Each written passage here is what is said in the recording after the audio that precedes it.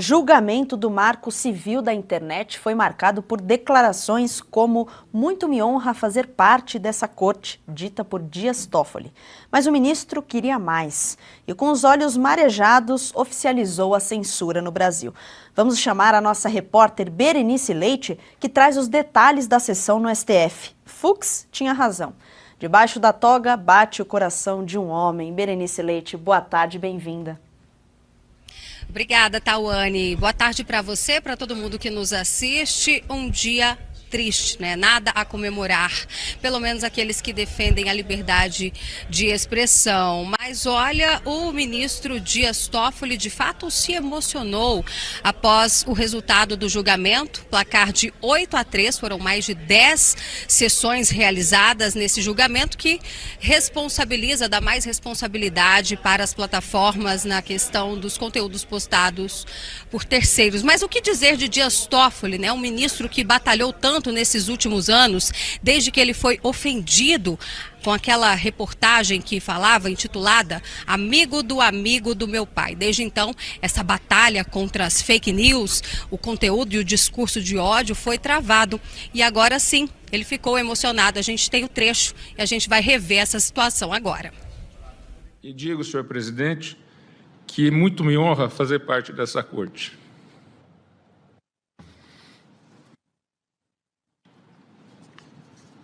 Só para fazer um registro, enquanto o ministro Toffoli toma um gole d'água, a meu crédito, eu digitei pessoalmente cada uma das teses aqui, ouvindo um por um e construindo todos os consensos possíveis e com a boa vontade de as pessoas que foram abrindo mão das posições mais radicais. E com os 10 dedos digitados ali rapidamente. Obrigado, senhor presidente, me deu a oportunidade de resgatar o fôlego, mas é porque é de coração que eu falo isso. O advogado-geral da União, Jorge Messias, também amanheceu feliz. Várias postagens na sua rede social do X, inclusive com direito à música do Chico Buarque. Olha o deboche. O trecho diz o seguinte: apesar de você, amanhã há de ser um outro dia. Talvez se referindo à derrota do governo no dia de ontem aqui no Congresso Nacional. Bom, trazendo ainda mais detalhes sobre a decisão do Supremo Tribunal Federal, eles elencaram, na verdade, várias regras que devem ser seguidas agora também pelos tribunais. Então, isso vai servir de orientação até mesmo para as Big Techs, para as plataformas digitais, agirem de forma proativa, retirando qualquer conteúdo mediante uma notificação extrajudicial de um usuário que se sentir ofendido, mandando um e-mail, uma carta, basta notificar. E as situações elencadas pelo STF são as seguintes: publicações que tratem de atos antidemocráticos, conteúdo identificado como terrorismo, indução ao suicídio e automutilação, incitação à discriminação por raça, religião, identidade de gênero, condutas homofóbicas e transfóbicas. Também crimes contra a mulher e conteúdos que propagam ódio contra a mulher. E ainda pornografia infantil e tráfico de pessoas. Eu conversei com alguns advogados, juristas que estão muito preocupados com a abertura, né? O que será considerado um ato antidemocrático, por exemplo, né? Para que as plataformas façam esse monitoramento. E eles disseram o seguinte, que causa preocupação, porque o que é considerado um ato antidemocrático? Postagens contra ministros do STF, criticar um poder constituído, então vai passar a ser considerado um discurso antidemocrático? Situação complicada, né? Aqui na Câmara dos Deputados também tivemos manifestações tanto da esquerda quanto da direita. A esquerda defende essa regulação, né? O próprio deputado Orlando Silva, que foi autor do projeto de lei das fake news, conhecido também como projeto da censura e que foi enterrado aqui pelos parlamentares, comemorou e disse que boa parte do que foi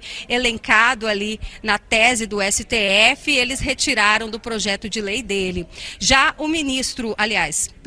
o senador Sérgio Moro Moro usou as suas redes sociais e trouxe um questionamento bem interessante. Olha só, atualmente, e considerando a recente decisão do STF, seria possível defender o impeachment da presidente Dilma Rousseff ou a prisão de Lula nas redes sociais, como foi feito em 2016 e 2018? Ou isso seria considerado incitação a golpe ou um discurso antidemocrático? São perguntas e questionamentos, Tauane, difíceis de responder e que a gente só vai saber com o tempo. Mas o que é certo é a censura está instalada no nosso país. Pois é, Berenice, dia complicado, principalmente para nós jornalistas, ou pelo menos para alguns jornalistas. Berenice, muito obrigada pelas informações e até a semana que vem.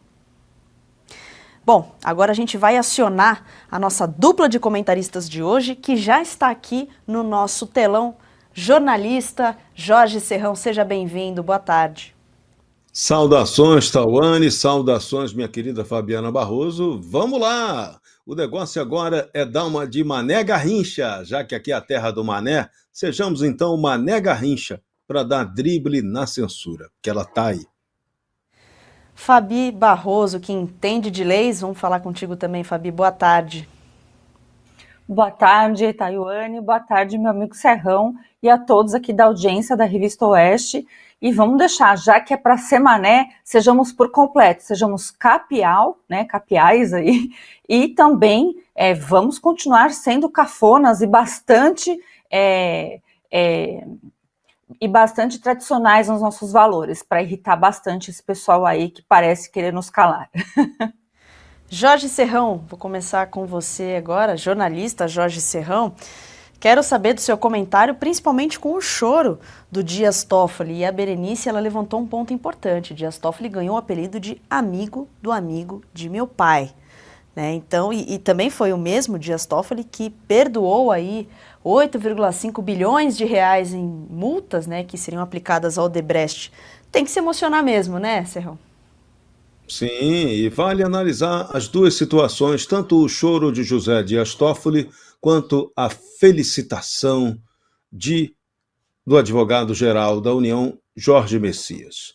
Vamos lá, primeiro Toffoli. Toffoli também vem da Advocacia Geral da União, mas antes ele foi advogado-geral do PT, né? E depois virou advogado-geral da União e ganhou depois o Supremo Tribunal Federal. Foi na presidência dele que foi instaurado o tal inquérito do fim do mundo, assim batizado por Marco Aurélio de Mello, ministro aposentado do Supremo Tribunal Federal. Esse inquérito está aí até hoje. São 6 anos de cerceamento jurídico ou juristocrático, você que prefere o termo, à liberdade de expressão no Brasil. Então, esse é um ponto que não se pode esquecer, nunca mais emociona. Eu fico todo dia muito emocionado sempre que vejo, tem que tratar dessa questão, porque isso aí afeta diretamente a nossa vida e o nosso trabalho, todo mundo que está aí em rede social. E agora, essa decisão suprema, ela é uma espécie de uma terceirização da fórmula da censura. O Supremo sabe que censura é inconstitucional. Então, o que ele faz? Ele delegou agora a essa possibilidade da censura ser praticada ou pela rede social ou por quem pedir a rede social para praticar a censura. E é isso que vai acontecer a partir de agora. E a rede social vai poder censurar com base naqueles itens que o Supremo determinou que devem ser atacados, devem ser tirados do ar.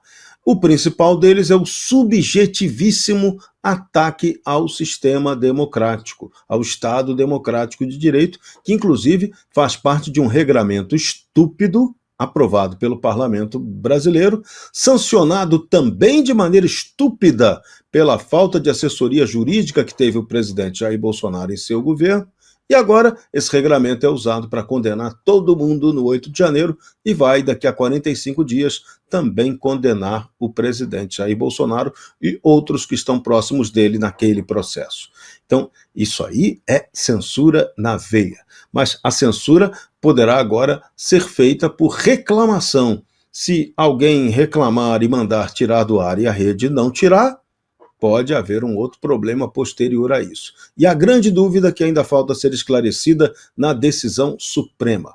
qual é o órgão que será designado para dizer o que pode e o que não pode, porque essa daí é a cerejinha do bolo que ainda estamos aguardando quando for publicado finalmente o acórdão que o ministro Luiz Roberto Barroso lembrou que escreveu a 10 mãos. E sobre a felicidade do advogado-geral da União, Jorge Messias, é simples.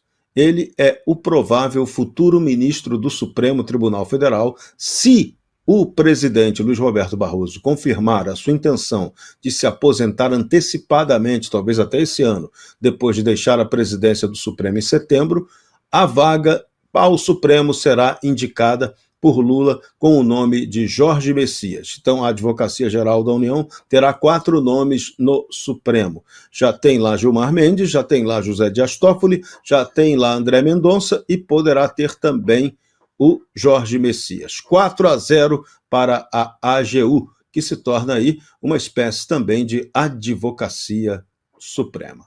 Parabéns. Tem que bater palma e tocar a música de Chico Buarque.